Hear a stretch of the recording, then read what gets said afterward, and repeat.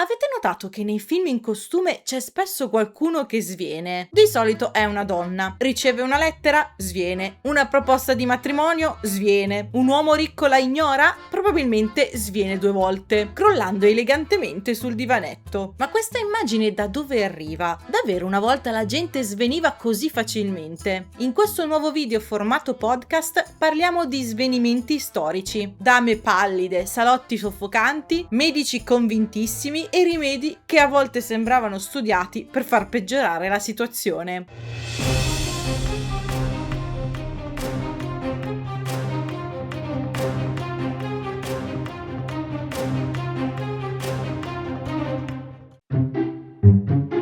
Dovete sapere che il passato era un posto scomodissimo in cui avere un corpo. Oggi, se ci gira la testa, abbiamo soluzioni banali ma immediate. Ad esempio, ci sediamo, beviamo un po' d'acqua, accendiamo l'aria condizionata o facciamo un esame del sangue per capire se siamo anemici. Nel passato, la maggior parte di queste opzioni o non esisteva o era difficilmente disponibile. Di conseguenza, il fisico arrivava al limite molto prima. Prendiamo ad esempio gli ambienti. Le stanze erano scarsamente ventilate, illuminate da candele o lampade a olio che producevano fumo e calore. Erano riscaldate da camini e sature di esalazioni, profumi pesanti e umidità. A questo si aggiungeva un'alimentazione che a seconda delle mode e delle disponibilità era spesso povera di nutrienti essenziali o sbilanciata. Una ragazza giovane, magari con un ciclo abbondante e una vita passata rigorosamente al chiuso, veniva etichettata come delicata o languida, mentre oggi un medico le suggerirebbe di integrare il ferro. Per le donne poi la vita riproduttiva era una costante prova di resistenza. Le gravidanze continue, i parti, gli aborti spontanei, senza nemmeno il supporto della medicina moderna, lasciavano i loro corpi esausti. E mancando un linguaggio clinico per definire infezioni, parassiti o febbri croniche, la società traduceva questa spossatezza fisica in formule vaghe, come i vapori o la costituzione fragile. Ma a volte le persone crollavano a terra solo perché erano denutrite, stanche e chiuse in una stanza senza ossigeno. Ecco che entra in scena il grande imputato della storia della moda, il corsetto. Nell'immaginario comune l'unico colpevole è sempre lui. La dama veniva strizzata come un tubetto di maionese, esauriva l'aria e cadeva sul divano. Ma la realtà storica è un po' più sfumata. Il corsetto non nasce come uno strumento di tortura quotidiana. Per la stragrande maggioranza delle donne era un normale indumento di sostegno, come per noi il reggiseno. Le aiutava a distribuire il peso del seno e dei vestiti e a mantenere la postura richiesta dall'epoca. Non tutte le donne praticavano il tight lacing, ovvero l'allacciatura estrema ed esasperata, per inseguire il famoso vitino da Vespa. Poteva anche essere indossato normalmente. Detto questo, non era di certo una tuta sportiva. Chi appunto lo stringeva eccessivamente riduceva la capacità polmonare, comprimeva gli organi addominali e ostacolava la digestione. Se poi una persona era già indebolita dall'anemia, accaldata e costretta in un ambiente affollato, il corsetto dava l'ultimo contributo alla perdita di conoscenza. Già nell'Ottocento molti medici lo accusavano di deformare la cassa toracica, mentre i difensori della moda ribattevano che il problema risiedeva nell'abuso e non nell'oggetto in sé. Ma il corsetto faceva parte di un disegno più grande. A una donna rispettabile si chiedeva di essere composta, contenuta e sotto costante controllo. Il suo corpo non doveva mostrare troppo appetito, troppo vigore o troppa forza. Doveva restare dentro una forma rigida, sia letterale che sociale. E quando quel corpo arrivava al limite, lo svenimento appariva quasi come la sua sottomissione più elegante. Se il fisico era già messo alla prova da ambienti asfittici e abiti costrittivi, la medicina dell'epoca spesso interveniva per dare il colpo di grazia. Se oggi davanti a una persona debole cerchiamo di restituirle le energie, la logica medica del passato era opposta. I medici si chiedevano che cosa possiamo espellere da questo corpo. Per secoli la scienza medica si è basata sulla teoria degli umori, secondo cui la salute dipendeva dall'equilibrio di fluidi interni come sangue e bile. Quindi se esiste sistema andava in crisi, la soluzione era sottrarre, purgando, inducendo il vomito o praticando un salasso. Il salasso era la panacea per ogni male. Avevi la febbre? Salasso. Un'infiammazione? Salasso. Eravate deboli e anemici? Incredibilmente la risposta era ancora salasso. L'idea era che eliminando il sangue si eliminasse la malattia, dimenticando però che il sangue serve a farti stare in piedi. Il risultato era un paradosso alquanto tragico. Il paziente sveniva perché privato delle forze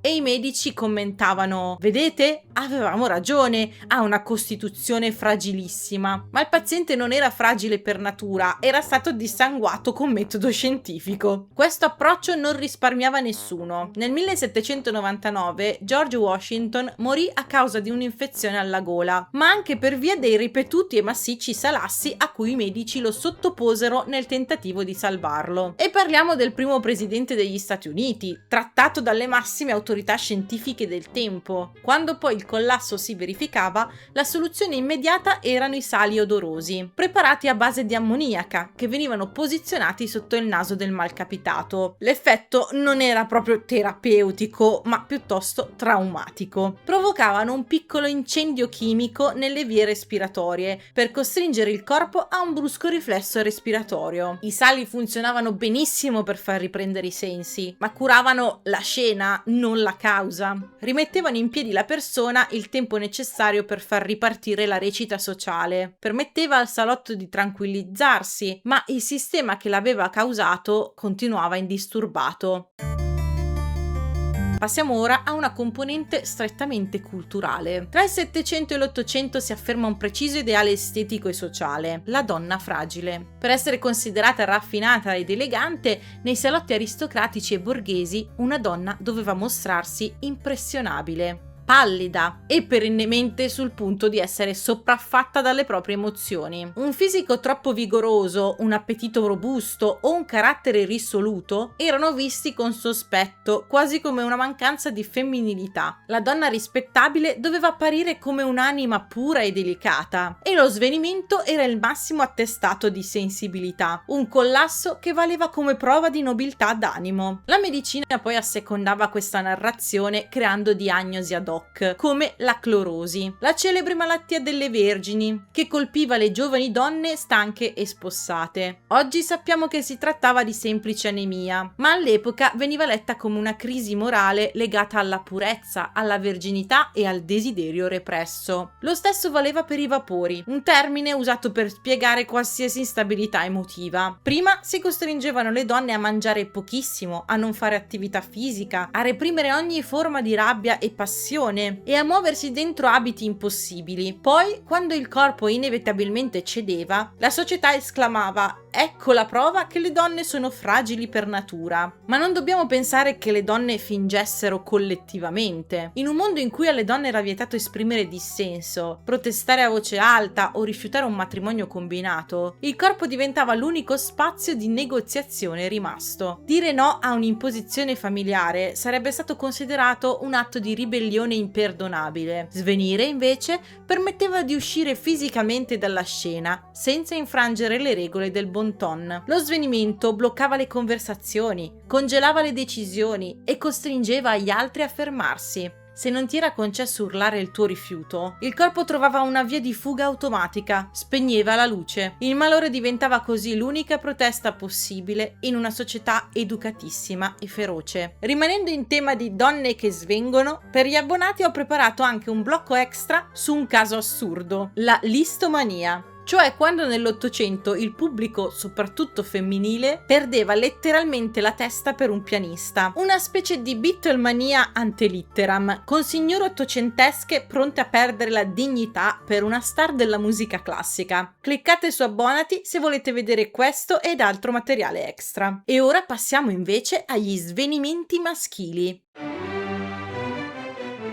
A questo punto bisogna fare una precisazione importante. Gli uomini svenivano tanto quanto le donne. Sperimentavano il collasso per il dolore delle ferite, per la fatica, per lo shock di una notizia o per la vista del sangue. Buona parte del fenomeno riguardava anche loro, ma la narrazione che veniva costruita attorno era completamente diversa. Se un uomo perdeva i sensi, specialmente in un contesto epico o militare, il suo svenimento non era letto come un segno di debolezza fisica, ma ma come la prova di un trauma intenso, di un dolore eroico o di una straordinaria nobiltà d'animo. Nei romanzi cavallereschi del Medioevo, i cavalieri spesso svengono per il lutto, la disperazione o per la perdita di un compagno d'armi, e questo non intaccava la loro virilità. Al contrario, dimostrava la profondità dei loro legami e la grandezza dei loro sentimenti. Il cavaliere cadeva perché il suo cuore riceveva un colpo troppo duro persino per la sua tempra. Anche in epoche più vicine a noi, la sensibilità maschile veniva incorniciata come spessore morale o trauma bellico. Quella femminile invece veniva sistematicamente liquidata come difetto di fabbrica, una debolezza intrinseca dei nervi e della biologia. Il pavimento su cui si cadeva era lo stesso,